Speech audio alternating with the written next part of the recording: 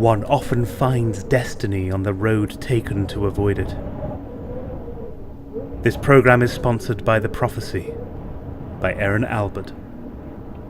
Set amongst the kingdom of the Vanguard and the Ethereals, this epic high fantasy novel sees young Layla Givens choose between duty and desire, whilst the fate of two nations hangs in the balance. The Prophecy. Available now at all good online retailers.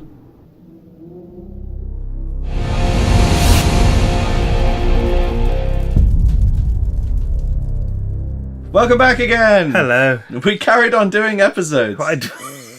It's like we're taking it seriously. I know, God, I don't know where this has come from.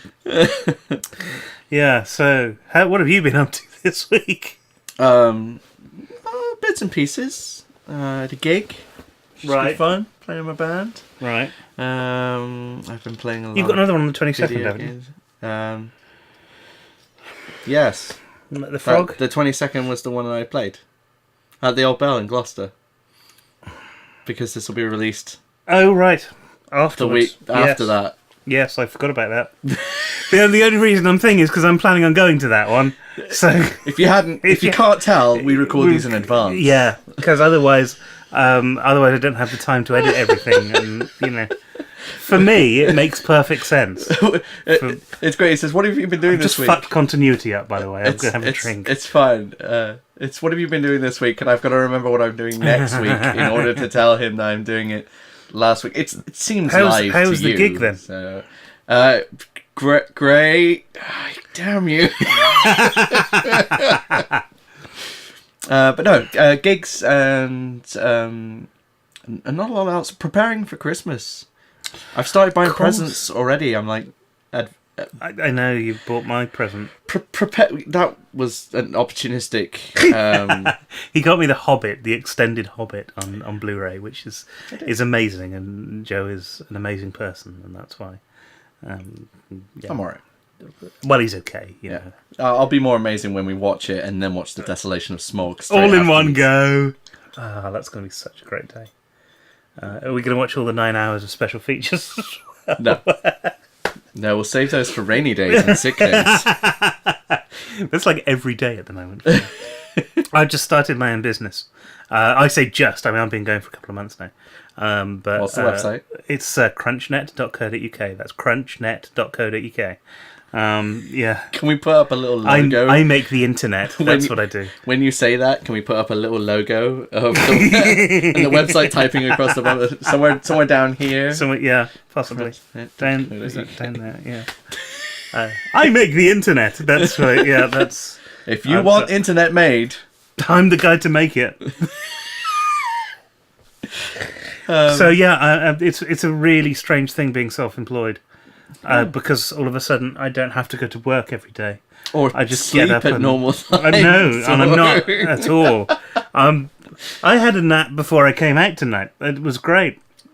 Only then I woke up and I'd set my alarm to wake up and thought, all right, I can do that, and then I can wake up and then I can get ready and go and see Joe. And I got up, and then a client had emailed me in the interim saying, can we get this done for tonight? So I had to do that before I came to see, which is why I'm about half an hour late picking Joe up. But, yeah, it's fine. I'm normally half an hour late leaving the door. It's true, so. Yeah. But yeah, it's lots of prep for. Normally, I'm not very prepared for Christmas. Normally, it's the month of December is suddenly it's Christmas coming. But this I started. It feels like it's November kind of now. slid into it a bit more this year. And we've had the John Lewis ad. If you haven't seen that, it's a bear fucking a rabbit, and really does answer the question: does a bear shit in the woods? That's the. Nice. If you've not seen that cut, it's possible. It's probably on YouTube somewhere. It's probably on YouTube. You can find anything on the internet. I haven't seen the Coke ad yet. No, I haven't seen the Coke ad. I tweeted Coke this week. Why? Because I want them to release a diet version of the vanilla Coke. I was about to say why, but you drink Diet Cokes. So Yeah, and I like vanilla Coke, but I can't have Diet Vanilla Coke because there isn't one. You can't have both. You can't have your Coke and drink it. Ah, you see, that was a great gag. I didn't even think about that. That's brilliant. Man. So in retaliation, I'm having some feel good because I need to feel good. Do you feel good? No, well, crystal meth would have been better. Okay. So Moorish. I've also watched all of Breaking Bad in a weekend, so that'll do that. I do need to catch up. Oh, it's brilliant, and it's all on Netflix as well. Not that I want to advertise Netflix to the people who are sat out there, but it's a wonderful service, and everyone should have it. Netflix is worth it. You do get a lot of content. I don't have access to normal TV. I just have DVDs and a Netflix account. I'm the same now because I've cancelled Sky. Which I don't mean the whole Sky. service. I'm not fucking Chicken Little saying right, no, I don't need the Sky anymore, just make it fall or something, it'll be fine. Just a ceiling, just lots of roofing. I'd quite like a wood panel roof on the world, please. Yes, yeah. Stop the precipitation? Possibly, yeah. Mid-rain! Like a giant wig over Scotland, that's what... A wig over Scotland. Is Scotland our bald patch now? I don't know. I just know what it meant. I just meant that's the top of the at the moment it's the top of the country, and it's like the head of the country. So that's the thing that needs the hair, right? That's not wrong. That needs the hair on the top of the country. The only other place you could have it is East Anglia, and that's just not in the good way. I'm just imagining there'll be one angry Scotsman watching this video going, "We don't need a wig," and just becoming vastly I have just given East Anglia a Merc in. I mean, that's the only. Oh no! That's what I said. East Anglia. It's just in the right place, you know. Because the way I was taught it when I was at school is that England is a witch and Northern Ireland is a little cat, and it's sat on a broom. Oh, I see. Yeah, I get that. If you look at that whole... Not England as such, but the United Kingdom is a witch. And yeah. I want to take a picture of a witch and England and have them fade in and out of each other in some strange visual effect that only gets put in business meeting pie charts or something. No, you don't. You don't. I don't? No. This week I've been watching Thor. The Thor: The Dark World, the new release. Joe and I both went to see it with some friends at the cinema. It was really good. Yeah. If you've seen the first one, then that's great. You should go and watch the second one. A lot of people who like the first one, I think, will be surprised by the second one. But for me, it was a much better film. For me, it was right up there with the top superhero films in the Marvel universe. I think I really enjoyed. I can't really say anything bad about it. No, which is great. I thought Thor was one of the weaker pre-Avengers films for me. It was, and it was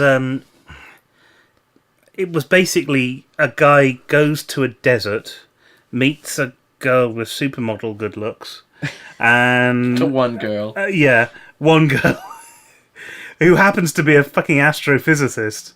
Handy that, yeah. And then goes, oh, hang on, now I can't do all this cool stuff anymore. What was I thinking? And then that's the whole film. Yep. And then there's some alien shit. But Dark World, suddenly everything feels a lot more right. Yeah. And it's got a really nice blend of comedy and action and fun and things. And whenever I've seen a so Thor starting story, there's the opener kind of origin stuff before. Yeah. It's always been the story of how Thor comes to Earth and decides to stay on Earth because of Jane. Is it Jane? Jane Foster, yeah. Foster, yeah. I should have known that. For some reason I was thinking it was Janet. You just I don't know why. Janet Foster. I don't know. It's obviously wrong. What's Thor's last name? Is it of Odin? No, it's Odinson. Odinson, that's it. So she'd be Janet Odinson. But it's Jane, isn't it? Jane Odinson. It is Jane. It's Jane Foster. But Jane Odinson, that's not an easy one to say. No. Poor lass. It's not easy to spell, especially if you're drunk. It'd be terrible. And you'd have to be drunk if you slept with a Norse god every night. He probably drinks quite a lot as well. But that's part of the thing about this film is that it kind of completes that story of Thor and what Thor does. Thor meets Jane. Thor meets Jane. Jane meets Thor. Thor makes fire. Lightning. Kind. It's just imagining Thor swinging through trees now. It's so good. That should happen. That really should happen. Sort of that Me Thor, you Jane. When they bring in the Black Panther, that's totally what needs to happen. Which is happening. Is it? I didn't know that. If you look at the Avengers 2 on IMDb, there's a lot of surprising characters. Scarlet Witch, I think, is in it. Oh, okay. Black Panther. There's a bunch of others as well. I can't remember off the top of my head, but it's quite cool to see. Because some of it's rumoured and some of it's actually happening. But it's something interesting was rumoured for the Batman Superman movie. Wonder Woman. What? Apparently. Okay. That's, again, a rumour. Complete, total rumour. I'm still getting excited about Batfleck. Yeah, he's going to be awesome. I think he's the right age to play a superhero now. Especially old Batman. Yeah. Because it's not young Batman. It's not young Batman. It's old, I'm tired of this shit Batman. Which is cool. Yeah, which brings me to something else that I've been watching this week, which is Lego Batman.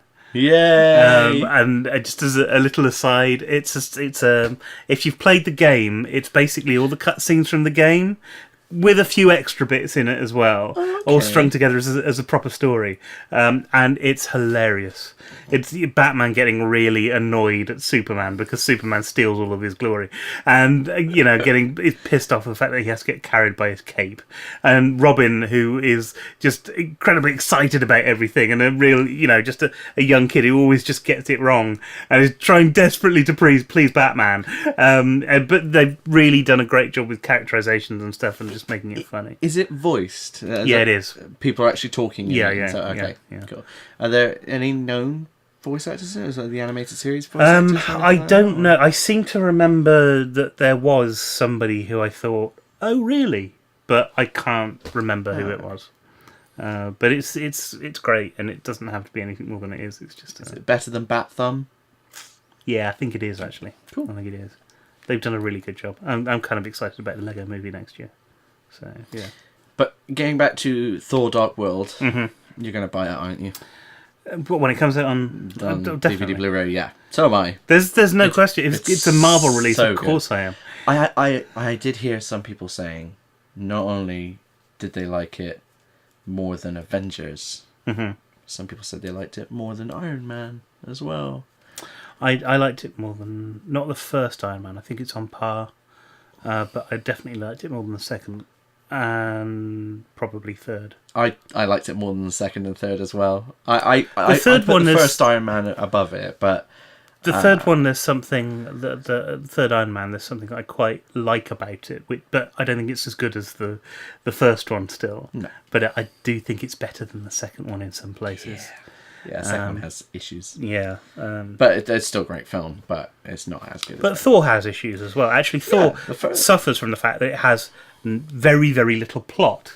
Yeah. But one of the benefits of it is also that it has very, very little plot, and it allows the filmmakers to kind of explore the other bits of Thor, the bits where he's just introducing Jane to Asgard, and the bits where it's just just there to be funny. And you get to have those moments in Thor Dark World. Yeah, there's a great cameo appearance, which we're not going to spoil for you. But it's possibly my favourite bit. Or predicated by Loki. I think it was probably my favourite bit as well. Oh, and Tom Hiddleston. He's brilliant. He's amazing. Yes. For me, steals the entire of Thor Dark World. Like, I know female friends of mine who fancy Chris Hemsworth and fancy Tom Hiddleston, and even the ones who like Chris Hemsworth are going, wow, Tom Hiddleston throughout the whole entire world. It's a really well-acted piece of film by Tom Hiddleston. He is brilliant in Thor Dark World. I actually can't fault any of the acting in it as well. And Chris Eccleston as the bad guy is brilliant. It's really good. I didn't recognise him. No, I didn't either. At all. I couldn't believe it. Actually, I knew at the time that that's who it was going to be, and I was kind of looking out for little either mannerisms or tweaks. And of course, I've watched a lot of Christopher Eccleston stuff on Doctor Who, so I'm kind of looking out for something that reminds me of it. And then just occasionally a turn of his head, and you just thought, oh, that's the nose, or something like that. But you just didn't realise necessarily that's who it was. And there's just great moments in it. If you do go and see it at the cinema, in fact, if you go and see it on Blu-ray, it's not as bad if you buy it, because you can then go and watch it later on. If you do go and see it at the cinema, stick around. There's 2 scenes after the film. Stingers. Good old stingers after there's the credits. The one bit which is either something to do with the next Avengers, or might be something, I think might be something to do with Guardians of the Galaxy, or possibly. There's lots of whispers. It will connect with something else to do with the universe. And then after the end credits, there is a little kind of sting, which it's worth seeing, and a lovely little that last scene was just brilliant. It made me smile. I was pleased that I stayed after the credits. Yeah, because we weren't sure ourselves, and nearly didn't. I'm glad we stayed and watched that. So yeah, Thor, go and see it because it's awesome. I have a slightly unusual game review this week, which is 2 games, and they're slightly unusual. They're both made using the Source engine. Now, Source was released along with Half-Life. The Source engine created the Half-Life game. A lot of people did Half-Life mods, and one of these games started off as a Half-Life mod and then got its own standalone game using the Source engine. And the first one of these was actually released quite a while ago, and it's called Dear Esther, or Esther. It's Esther, it's a name.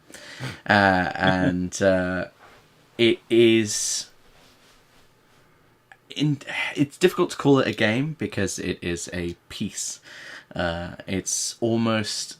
there's been debates not that long ago about the breach between games and artwork, and one becoming the other and the other becoming one. And Dear Esther illustrates that very well. You are on an island in the Hebrides, which you have arrived via boat to, and you are let loose onto the island, and you choose where you go through this island. There are many forked paths as you wander through the island, as day starts to become night. Depending on which paths you choose and which parts of the island you explore, the story unfolds in different ways, and you learn different parts of the story. The narrator, the person you are playing, starts to talk to you about things he remembers and experiences, and is talking about other people, and the lines become blurred between him talking about himself and other people and the experiences that he's had with them. And it winds its way through this narrative, which is very poetic and very atmospheric, as the sun sets, and the vistas you get, the visual nature of this game is beautiful. Source engine has used great effect. The water effects are fantastic. Even things like the wind through tall grasses, and you start wandering around this island which has chalk cliffs and things like that, and you start finding things written on the walls and into the cliffs, and it just works its way through beautifully and tells you a story as it goes on. In terms of gameplay, there isn't a lot. You are kind of being just taken on this journey, a narrative tale. But it's very beautifully put together and quite either heart-rending or touching, depending on what you find out as you go on. But I recommend downloading it, giving it a go. It's not a lot. You can get it through Steam. And it's just quite an interesting thing to see what people can do with the Source engine. Not even as a curiosity, it's amazing, but as a story, it's really interesting, and it causes a lot of questions, which is quite cool. Okay. But that then leads me on to another type of game in the same field. As it was originally a Half-Life mod, but then was made using the Source engine. It's called the Stanley Parable. The Stanley Parable is phenomenal. It's hilarious. You play a man called Stanley, Right. who works for a company. Stanley works for this company, sat at his desk, receiving instructions on what button to press, and pressing that button. Right. To most people, Stanley's job would be, they describe it as heart-rending, and it's hilarious. The way the narration throughout the whole game is some of the best comedy voice acting I've ever heard, and it kept me in stitches throughout. He is doing essentially a boring job where he is just pressing the keys that he is told to press, and you start playing as Stanley when he stops receiving instructions, and he looks outside his office door, and all of his co-workers are gone. Right. And so you play as Stanley going off to find out where his co-workers have gone to. And the Stanley Parable is a game that has many, many endings. The more endings you find, the more you start to want to find them. Right. That sounds unusual, but for example, one of the first things you can do is close the door and decide not to leave, and Stanley stays there till he dies. And then it restarts the game. And then it starts to poke fun at restarting the game, and the more the game restarts, things start to change, things start to become corrupted, if you like, and just the more you start to do things, you find computers that you can just, somebody's left work up on, and you can turn them off, and you can go through some doors and you can't go through others. But the thing that drives you along to do more stuff, to try playing it through in different ways, is the narration, which almost anything you do can spark off this narrator talking about you in the third person, and then narrators talking about the narrator, and just all kinds of things happening. So it's almost worth at points doing nothing or doing something that you wouldn't have normally done. There are hundreds of doors in this office building. I wanted to try every single door, but it's the thing. I ended up finding doors which suddenly worked when there were so many of them that didn't, and you could have easily just walked past it and never known. The more you end up just playing in this world, the more you find, but the story just keeps driving you on, and you end up wanting to know what happened, and it just. It will take you through to many endings, but the more endings you find, the more you want to find. Okay. But I can't express how clever the narration is in this game. Just, it's so funny, and it just keeps me giggling and guessing every single time. I got to a point where there was a door I opened, and it was a broom closet.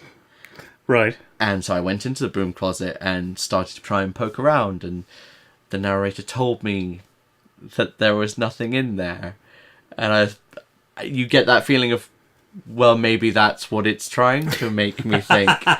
And then it carries on to tell you that there is nothing in there, and it's only when you leave that it will then tell you that you decided to get on with the journey, and that you realise there was nothing in there.